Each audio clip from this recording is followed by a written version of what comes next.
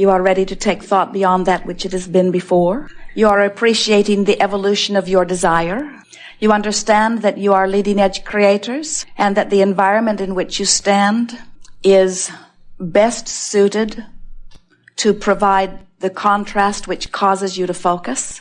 Have you made peace with focusing? Do you understand that that's what deliberate creating is deliberately focusing? Do you understand that when you are remembering, you are focusing? When you are imagining, you are focusing? When you are having a conversation about something, you are focusing?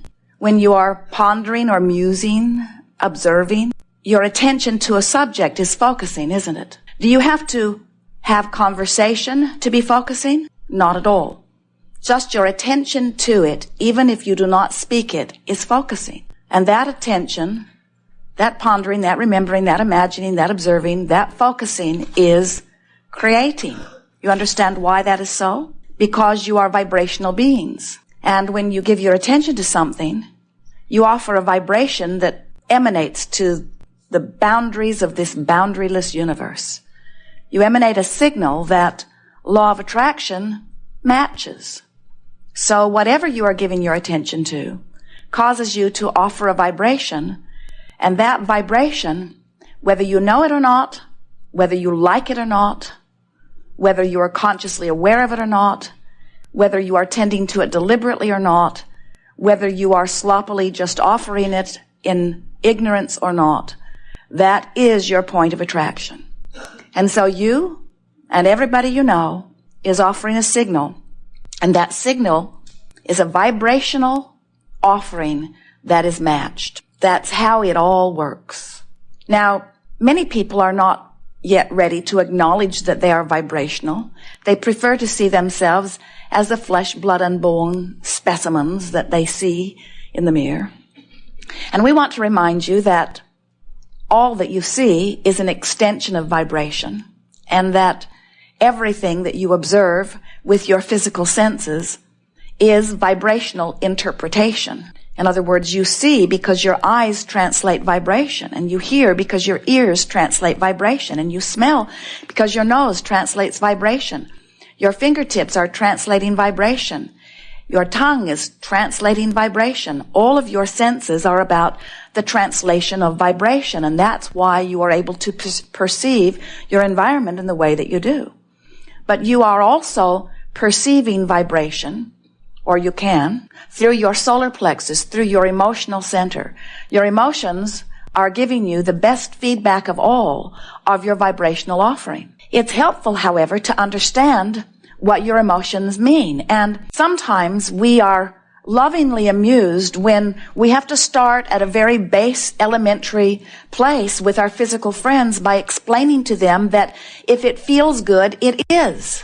Because somehow you've gotten so crossways of your own guidance system that you may not believe this, but there are actually people around you who believe that struggle is good and that pain and struggle is good. And we're wanting you to understand that if you are only evaluating your life based upon the action part of it, in other words, there's the action part of your life, which is where I am right now and what I'm observing right now and what I have come to right now and what I have been attracting, and so what's culminating, what's manifesting, that's the action part of my life.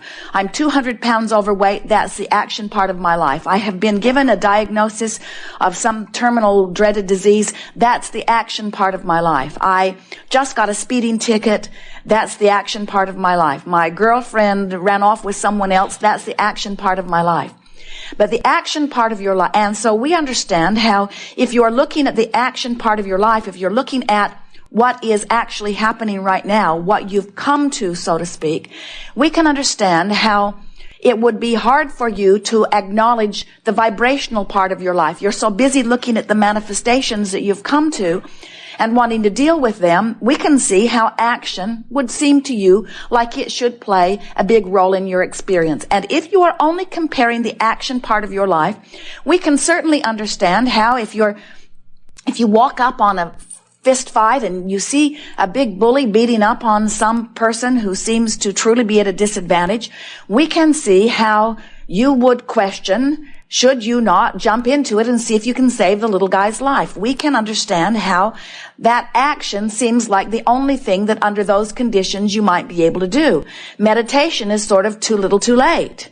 Lining up your energy, making a list of positive aspects is sort of too little too late. We understand how the action part of your life seems like a big important part of your life. But we want to help you to understand that you have two concurrent journeys running along here in every moment of every day. There's the action journey, which from our way of explaining it means what you've come to, where you're at, what's not going to change this red hot minute. It's not going to change immediately. It will change, just not right now. It is what it is, what it is. But then there's this vibrational journey, this emotional journey that's run alongside of it that if you're not aware of and you don't do something about changing the emotional journey, then the action journey, or what is just going to keep culminating pretty much like it has been. You notice in your own life and maybe in the lives of others, there are all kinds of people whose lives keep going the same. Different places, different faces, but the same theme runs through their life. Different people abusing them, different people taking advantage of them, different people disappointing them. But it is the same essence of the same life experience because it's coming from the same vibrational point of attraction. So what we're wanting you to begin to consider is that, yes, you've got this action journey, and yes, it is what it is, but you have some options that you may not have been considering. We were visiting with a woman not long ago who has painful arthritis in her hips. And we said to her, so that's what is, and it's not going to change today or maybe even tomorrow. It is what it is. But you have some emotional options. You can have painful arthritis in your hips and you can be fearful. Or you can have painful arthritis in your hips and you can be hopeful. And the vibrational difference between fearful and hopeful is a huge vibrational difference. It's so huge that it makes the difference between how long you're going to keep walking into another day with painful hips. If you can separate your response to what is emotionally by having more fun with it, by caring more about how you feel, if you can start tending to your vibration, then you can start changing your future outcome. Unless you tend to your emotions, unless you do something about the way you feel, then you have no creative control. You're just responding to conditions. And then we understand why many of you, in fact, it seems that most of our physical human friends are determined that they're just going to wrestle the conditions to the ground and change them. Because you look at a condition and it doesn't please you and it makes you feel bad. And then you look at a condition which does please you and it makes you feel good. And then you say, I've got the answer. We need to control the conditions. And we say, you can't get big enough political parties or big enough religious gatherings or big enough armies or big enough bombs to make them behave the way you think you need them to behave so that you can feel better. You've got to stop practicing this conditional love.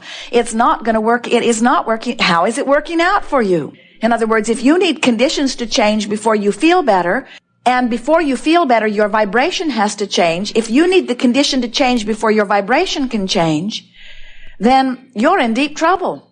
If you need And so that's what people come around to. They say, I've got arthritis in my hips, or I don't have enough money, or my lover left me, and I need that condition to get back to the place that I can enjoy it again before I can feel better. And we say, you're asking the impossible. You're saying, give me something that I'm not a vibrational match to, and once you've given me something that I'm not a vibrational match to, then I'll be a vibrational match to it. And we say, that's like saying, I'm going to set my radio dial on 6:30 a.m. and I expect 98.6 FM to come through it.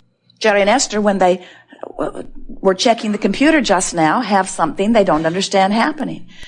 Abraham's microphone was blaring into the computer, giving him a much bigger signal than they should have, even when the microphone was muted.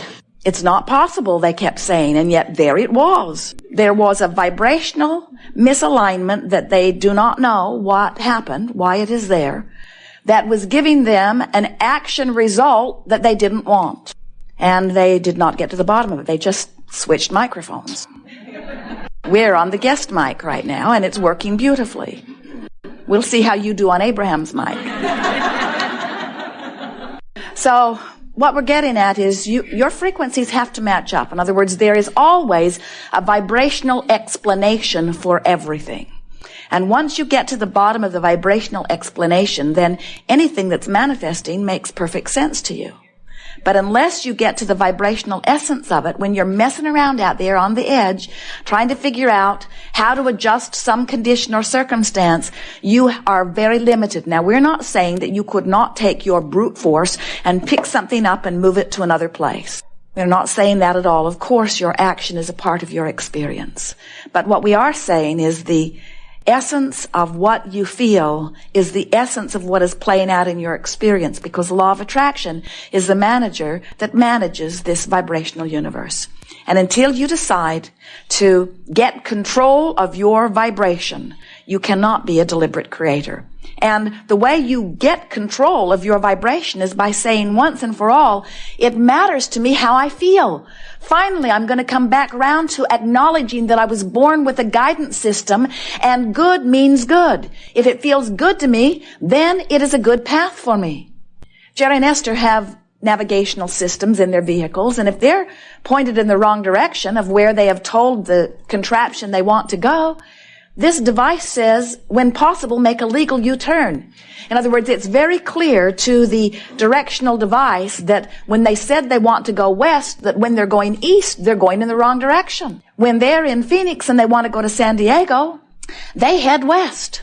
And if they get turned around in Yuma for some reason and start going back toward Phoenix, their navigational device is going to throw a fit. It's going to say, when possible, make a legal U-turn. When possible, make a legal U-turn. And it won't stop. It will continue to say, as long as you've programmed me for this destination, I'm going to keep telling you you're going in the wrong direction. And your navigational system is telling you the same thing. When you know you want something that feels like this, and you're focused upon something that feels in opposition to it, you are emitting a vibrational signal that is not letting you receive what you're asking for. So there's a 3-step process to the creation process, and it's a 3-step process whether you are aware of the 3 steps or not. 2 of the steps you don't need to be aware of. Step 1 and step 2, you don't even have to know about them, because the universe has been so cleverly orchestrated that those 2 steps are managed perfectly without you. Step 1 is you have to ask. So that might sound strange to you that we say you don't even have to know about step 1, but it is the way that it is, because you do not have to consciously ask, because the contrast of your environment causes you to emit constant preferences. So whether you speak your desire or not, it is emanating to the boundaries of the universe. So step 1 happens because you're living life. When you're driving in traffic and it feels like a frenzy, you emanate a vibration that says, I would like more peaceful traffic. When you don't have enough money, whether you say anything or not, you emanate a vibration that says, I would like more ease with my financial situation.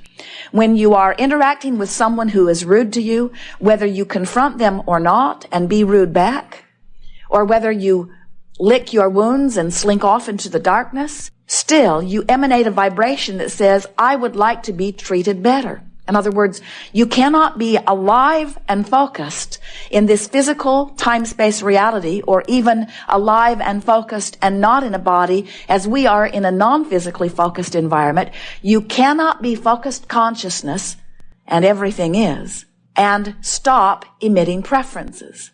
It just happens. So step 1, don't worry about it. Step 2 is source answers the request, not your work. Source takes care of that. Step 3 is you've got to be in the receiving mode of what you're asking for. So if you're asking for more money, you can't be beating the drum of not enough money and be a vibrational match to more money.